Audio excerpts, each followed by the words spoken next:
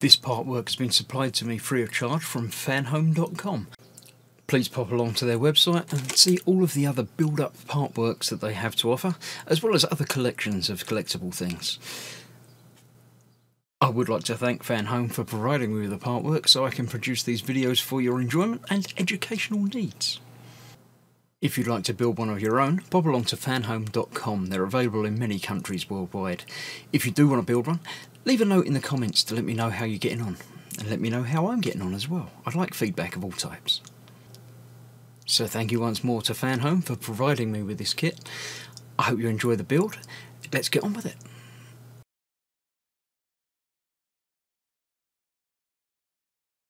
Hello, I'm Chris, this is Gross Models. Welcome to stage 78 of building the Dodge Charger. This is a big build episode. We're going to be fitting a whole new panel to the chassis. So, yeah, nice, big and shiny. Looking at, I don't know how to say that. Vey, probably. Cold calculating woman. I'm rubbish with names. Anyway, but yeah, when they make up names like that, I don't have a chance. So yeah, there we go. Always escorted by the mighty Klaus. There we go. Characters development in there. The Dodge Viper 2003 to 2010 model. That is a nice looking car. Apart from the paint job, I do quite like the you know, non-symmetrical stripes. That's nice. I like that. I'd be quite happy to have one of those parked outside my house, as long as it was mine. Obviously, not just inviting random people to bring their cars and park outside my house. But there we go. Yes, we are going to be fitting the fuel cap and parking light to the rear left wing. Then attaching the wing to the car body. That's why we've only got one light, because we're only doing one side at the moment. So yeah, we're going to be fitting the light to that, the fuel cap to that, and then that to that. It's going to be hugeness and increase the weight somewhat as well, because that's what we always needed. But first of all, we're going to look at the tuning. Ultralight materials, weight reduction. Yeah, you need strong light materials, otherwise things go badly. The stronger and lighter you can get it, the better it is. I don't know that that's necessary to keep that on there. There we go. Magnesium, internal metal structures of steering wheels and things. Lithium ion, obviously power source. Very low density. It's a phenomenal material for creating aluminium alloys with exceptional characteristics. Pity they're so expensive. Yeah, there's only a certain amount of materials to go around. That's that. Right, let me get in the wing that we're going to be doing, and we're going to be fitting these bits to it.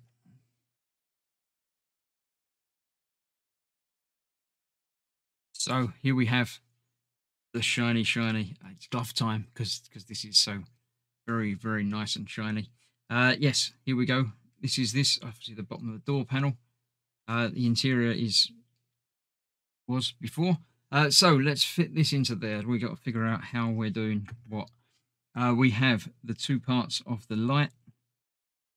Obviously the shiny piece goes in first. A particular way round. Like that's with the little bit sticking out, because that's what's going to be visible on the outside. And then we have that with a little cutout piece, so you've got to get it the right way round. Go into there like that. That's that. I don't know if this is actually illuminated, but obviously it can be, because that's a transparent piece, so it probably will be. Not entirely certain where all the lights go on the back of it. But there we go. Then we have, oh no, it won't be, because this is going to go over the top of it.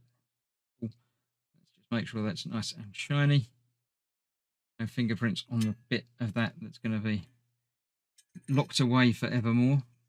With the gloves, you can't manipulate things quite as easily as you will be able to otherwise. Need some DM screws for that.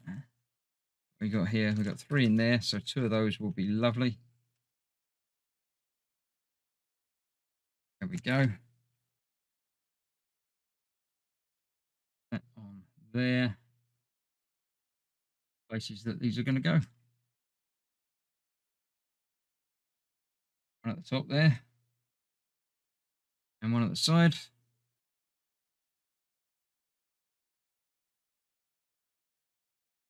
That will do nicely. Get those tightened down now. put that in place. Yeah, obviously no actual illumination for this, but reflective panel at the back, and it works. It does the job. It looks like a light. It just doesn't actually light up. Then we're going to fit the fuel cap, obviously, onto the top there. As mentioned previously, we've got a pin and 2 screw holes. So we have to get it the correct way around, which is like that. 2 screws will hold that in place. That's going to be these AP. If I let go of that, it's going to fall off again, isn't it? Yeah, it'll fall out. That's fine. Should have got the screws ready first. We know that that's how things should work. But we all know that how things should work and how things do work, for me at least, often very, very different things. So we get that on there again. Everything lined up where it should be. Pin in place, leaving these 2 screw holes there.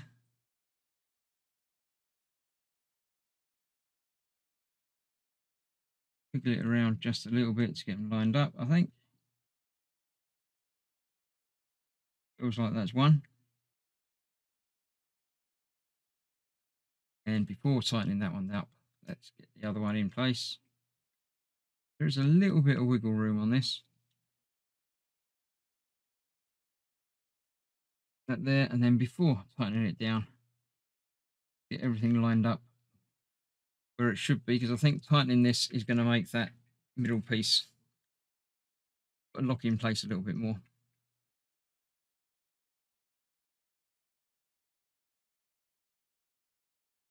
Go. That still moves around a little bit, but that's okay. I don't want to tighten it too much because this is obviously going to be going into plastic. So here we have the fuel cap. Nice. I like it. I wonder if it locks in the real car, because otherwise people would be stealing your fuel, wouldn't you? Right, we've got a bag more screws and the panel here. But we're attaching the panel, of course, to the car. The big car here. So this is obviously going to fill up that entire side. Like that. That's starting to look very, very nice, isn't it? So I'm going to play around with this, a little bit of manipulation. I know I'm going to be touching it, but I'll polish it off afterwards, honest. This is obviously going to go over the top of that, making sure everything fits in without sort of damaging the side we've already got there is the trick. Are there holes and posts and things? Let's have a closer look. Right. Yeah, so we've got these 2 posts here that are going to line up with those 2 holes there. Same further down and around as well. One in there. That feels like that's located.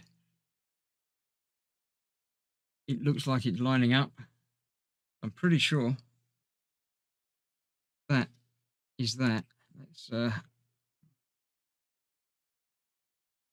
it over and see.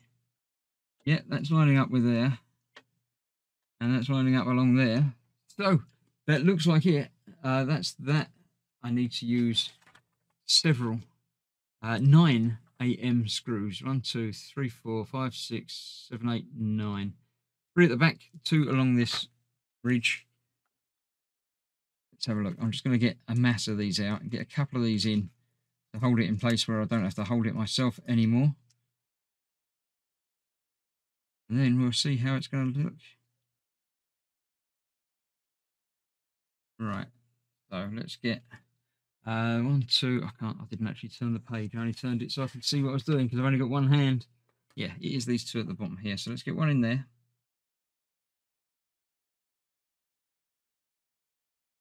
Feel like that's going into a thing. No, it doesn't. Not lined up. And I think I just dropped that inside the panel. I'm going to have to work on that. That out of the way. Yeah, I've dropped a screw inside this bit, so I might have to get that back off to figure out where it's going to fit. Yes, it came all the way through. No, I shall take that off. I'll get it lined up and figure it out and show you how it looks in just a moment. Well, that was fun. It wasn't really fun. Yeah, there's a trick to it by the looks of it. Well, I've just figured out a trick to it. Whether it's the official trick or the one that I've just come up with, I don't know. This panel has to go underneath this roof panel, so it won't fit in if you just sort of put it in and push. You actually have to get it in at sort of an angle and then lever it down. I've done that. It works. It all fits in as it should. It all lining up properly around everywhere. So I'm happy with how it's gone together. But there is that little extra step to it that it doesn't mention to make sure it lines up where it should. So yeah, there we have a nice side panel. Bit of a scuff on there, but that's all right. That will clean up when I come to give the bodywork a once over.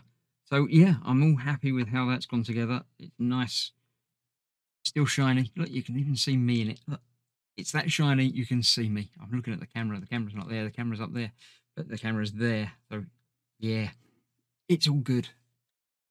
I'm happy with how it's coming together. It's getting very heavy though. That's the downside. That's not 100% in, but yeah, it's all to do with things just fitting together properly. So you don't get bits caught underneath other bits and pull them up, but there we go. Yeah, it's definitely time to stop worrying about gloves and keeping things shiny though, because although you can go back and polish and shine it up afterwards, you don't make sure you never leave it for any length of time with any fingerprints on it, because they will cause problems down the line. But that's that for now. Thank you very much for watching. I shall see you soon. Stay safe. Bye bye for now.